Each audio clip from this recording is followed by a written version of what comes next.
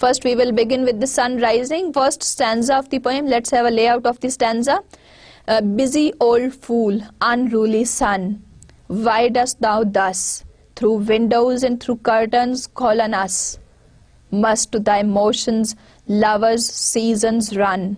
Saucy pedantic wretch, go chide late school boys and sour prentices. Go tell court huntsmen that the king will ride.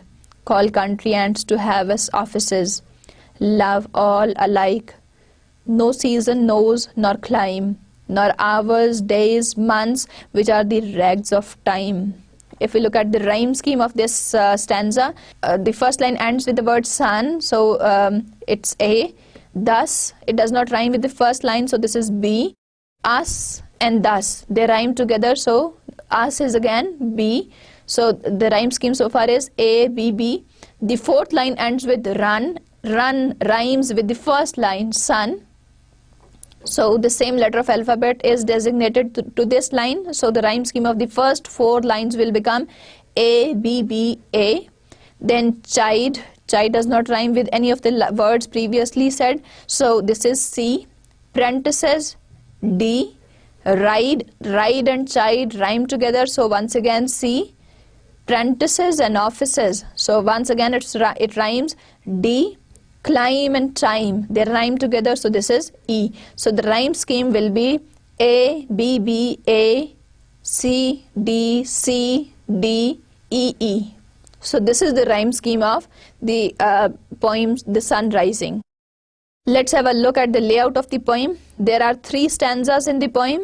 Each stanza consists of 10 lines, and the rhyme scheme, as we have just discussed, the rhyme scheme of the poem is A, B, B, A, C, D, C, D, E, E. So in these 10 lines, this is the rhyme scheme, and different meters, the poet has used different meters in different lines. In lines 1, 5 and 6, iambic tetrameter is used. Tetra means 4, so there are 8 syllables in line 1, 5 and 6. Tetra means 4. In line 2 there is diameter used. Dia means 2, so there are 4 syllables in there are 2 feet used in line 2. Lines 3, 4, 7, 8, 9 and 10, pentameter is used. That means 5 feet are used. That refers to the use of 10 syllables. So in different lines, the poet has used different meters, but in all the stanzas, there is a consistency. In every stanza, line 1, 5 and 6 carries, or it is written in iambic tetrameter. Line 2 in 3 of the stanzas is written in diameter. Line 3, 4, 7, 8, 9 and 10 is written in pentameter in all 3 stanzas. Busy old fool, unruly sun, why dost thou thus through windows and through curtains call on us? Now the poet is addressing sun, so he is personifying sun as if it is a living being. He says that you are wild, you are untamed sun, somebody who cannot be tamed, somebody who does not know any rules. So he says that busy old fool. He is saying that it is your work, you are always busy and you are so old enough that, and you are fool enough that you are disturbing us. Why dost thou thus? Why are you doing this? Why are you disturbing us? Through windows and through curtains. Through the windows, and so the speaker in this poem is probably lying in his room, maybe in his bedroom, and he says that why are you disturbing us? Why are you calling on us? Why are you making us get up from this room? And he says that you are busy and you are old and you are such a fool enough that you are asking us, you are disturbing us through these windows and through these curtains. The poet has personified sun as if it was a living being. उसको वो qualities दी गई हैं, क्योंकि आमतौर पे sun को हम address नहीं कर सकते. जब हम किसी चीज़ को address करते हैं, that means we have given the qualities of human beings to that thing. So the sun has been personified here, personification use की है, और उसको unruly sun कहा है कि you are untamed. क्योंकि usually हम जब कोई पेट्स भी घर में रखते हैं, हम उनको टेम करते हैं, पहले हम उनको उनकी प्रॉपर ट्रेनिंग करते हैं, उसके बाद हम उनको रखते हैं. So he says that unruly, that you are wild, कि तुमने, you are so old and you are such a fool that even with your age you have not learnt any lessons. Must to thy motions lovers season run. He says that you should follow, why should the lovers follow this season that you announce for them? Means it's day or night time, that timing is not meant for the lovers. They have nothing to do with these seasons, with these times. They have got their own season. Saucy pedantic wretch, go chide. He is rebuking the sun, and he is giving it the title saucy pedantic wretch, that you do not have any sense, you are finicky, you are treating everybody in the same way. So he is rebuking it. He is asking him to go late school boys and sour apprentices, and he is asking it to go to the school boys who are late for their school. He says that don't disturb us here, don't disturb us, don't try to wake us up, and go to the school boys who are late for their school and sour apprentices, and go to the worksmen who are late for their work. Go tell court huntsman, go and tell the huntsman of the court that the king will ride, that they should start their work. Tell them that king is coming and they should start their work. Call country ants to harvest offices, and ask the ants to harvest offices to start their toil, because ants are considered to be very hard working. So he is saying, he asks the sun to go and to ask the ants to start their work in the to start their work of harvesting, because the ants are considered to be very hard working, because they work day and night in order to collect food for the winter season. So he is asking the ants to start their work, to start their hard work. Then he says, love all alike, no season knows nor clime. He is using hyperbole here, which is exaggeration. He says that love knows no season, no climate. It is not bound. Love has no bound. It is not restricted by the seasons and climate, nor hours, days, month, which are the rags of time. So these are the bits of time. Love is not affected by this. So it does not matter whether it is morning or it is the daytime or it is the night time. Love does not know any climate, any season, any days of any time of the day, because those are the bits of time, and they are useful only for the people who have to work, and it is not for the lovers. Thy beams so reverent and strong, why shouldest thou think? He addresses the sun. He says that why do you think that your rays, your beams are very strong and very powerful, and they can disturb us? So he is directly addressing the sun, and he is saying that by pouring in through the windows and through the curtains, do you think that you are so powerful and strong that you can disturb us? He says that I could eclipse and cloud them with a wink. He says that I myself can eclipse and cloud these rays, the rays of the sun with a wink, but that I would not lose her sight so long. So here her refers to the beloved of the speaker. He says that I can eclipse and cloud these rays of yours, but I do not want to lose the sight of my beloved even for a second. So he says that even for that smallest time, I do not want to lose the sight of my beloved, so I do not want to even wink my eyes. If her eyes have not blinded thine, look and tomorrow late tell me. He says that there is such an energy, there is such brightness in the eyes of his beloved. He says that they are so bright and shining and glittering that if her eyes have not blinded your shine, if that brightness in her eyes and that glitter in her eyes, if that has not blinded your eyes, if it has not eclipsed your sun rays, look.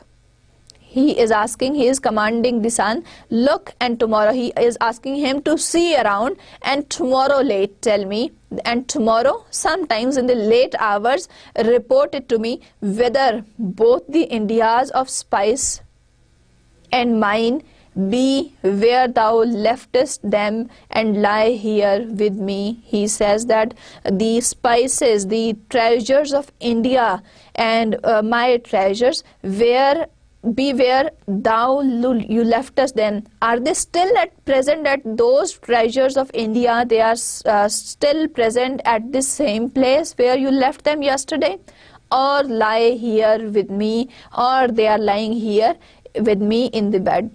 So once again he is using exaggeration in these lines by comparing the treasures of India, the treasures of East, to his beloved. He says he is asking the sun, if the sun's eyes have not been blinded by the brightness of his beloved's eyes, he says that if that has not happened, go and see around and look around the world, and tomorrow late come and sometimes tomorrow late come and report it to me that the spices, the treasures of India, those spices where you had left them earlier, are they still lying at the same place, or they are lying here with me in the bed? He is using the hyperbolic expression, he is using the exaggeration, the overstatement, and comparing the treasures of the East with his beloved. He says that since one of the characteristic feature of Renaissance was the microcosm of the world and the importance of man, so here again we find this element that he is comparing the treasures of the world with his beloved, and he says that वो जो तमाम कीमती चीजें जो east में मौजूद हैं, क्या वो उसी जगह पर मौजूद हैं जहां पर कि तुमने उन्हें छोड़ा था? ही इज आस्किंग द सन, उससे कह रहा है कि जाओ और देखो और मुझे आकर बताओ कि क्या वो उसी जगह पर मौजूद हैं या वो मेरे साथ यहाँ पर हैं बेड में. So he is comparing, he is using the figure of speech which is known as hyperbole. He is using hyperbole and he is making the comparison of his beloved to the treasures of East, and he says that those treasures, all those treasures, they are lying here with me in my bed. So first he had used personification, he has personified sun, he is addressing sun, and then he says that your beams are not very powerful and I can eclipse them, but I do not want to lose the sight of my beloved. So he says that if the eyes of my beloved, they are so bright and they are so shining. He says the eyes of my beloveds are so bright that if they do not blind your eyes, then look around the world, and tomorrow, sometimes tomorrow, not early in the morning, sometimes tomorrow late, come and report it to me that all those treasures of India, where are they lying? Are they lying at the same place where you had left them, or are they lying here with me in the bed?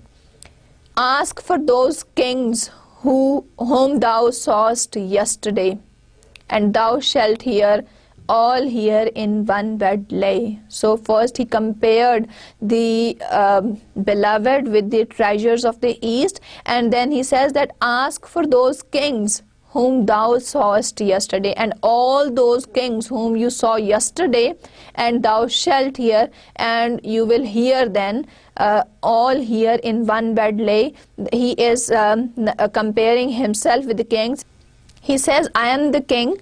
He is comparing himself with the kings and his beloved with the treasures. As the kings have the hold of all the treasures of the East, in the similar way, he is presenting a microcosm of the world in his bed. He says that this is the whole world in which I represent the kings and who have got the authority or the control of the treasures, and those treasures are symbolic of his beloved, who is lying there or who is in his possession. She is all states and all princes I. Now he explicitly states what he was saying earlier, treasures in the form of his beloved and kings in the form of he himself. So the speaker here, he is metaphorically saying that she is all states, that his beloved represents all the states of the world, and all princess I, and I represent all the princess. Nothing else is. There is nothing else which is left in the world now. So he has metaphorically presented the world in the microcosmic form. Princes do but play us compared to this. All honor is mimic, all wealth alchemy. So he says that what do the princes do? They play us. And compared to this, as compared to this, whatever I will do, they play with us. And all honors mimic. All honor is, all respect is mimicry. It is imitation. And all wealth alchemy. So once again, in this poem he is using alchemy, the reference of alchemy, because there was nothing gained from those experiments of alchemy. वो useless experiments थे, उनसे कुछ भी हासिल नहीं हुआ था. So once again he says that all that honor that those prince and states and kings they hold, that is mimicry, that is the imitation. वो fake है. और जो wealth है, that is all alchemy, because through alchemy these philosophers, these alchemists, they gained nothing. So all that wealth is nothing. So as compared to this, whatever I am having here, he first compares that, and then he says that all that respect, that honor of the kings, that is nothing, as that is mimicry of my honor, and all those wealths, they are nothing as compared to the wealth that I have in my bed. So he considered his beloved to the most valuable treasure in this world. He says that there is nothing more. Even the treasures of the east are nothing in front of my beloved. That is nothing, absolutely nothing. That is a complete failure. कुछ भी नहीं है, उसकी अहमियत एक ज़र्रे जितनी भी नहीं है beloved के मुकाबले में. So these are the metaphoric expressions. He is comparing the beloved and himself with the kings and the treasures of the east. Thou sun art half as happy as we. He addresses the sun and he says that you are half happy than as compared to us, in that the worlds contracted thus. So he says that in us, in this, the world is contracted here. Thine age asks ease.